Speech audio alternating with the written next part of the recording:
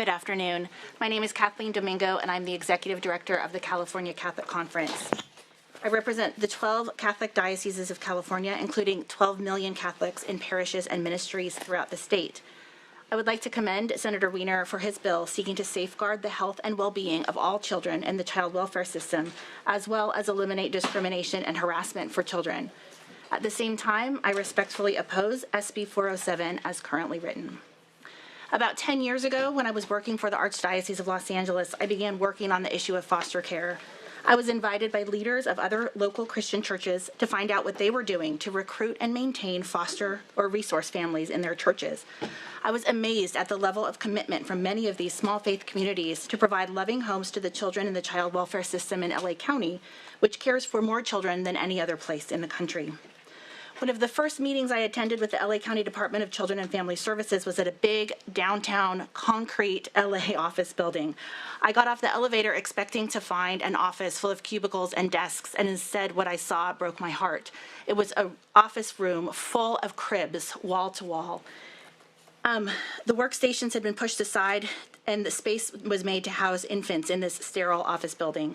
Staff members not accustomed to caring for infants all day were being asked to take on that role because there was no one else. It was explained to me that LA County was in a crisis and every attempt was being made to find foster families, but these tiny infants were relegated to an office building because none could be found.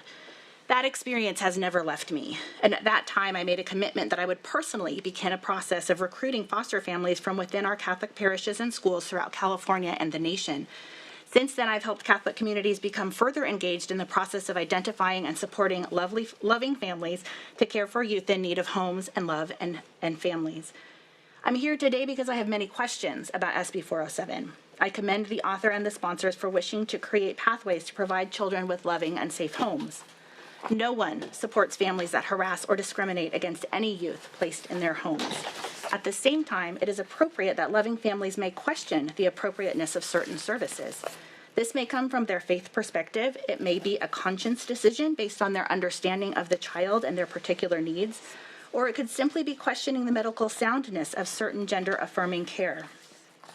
I question the assertion that every family must demonstrate the capacity and willingness to meet the needs of LGBTQ+ and gender-expansive youth, including the right to have access to all available services in order to meet the requirement for a loving resource family in California. I am here as a person of faith representing people of faith who are or wish to be resource families for youth in California.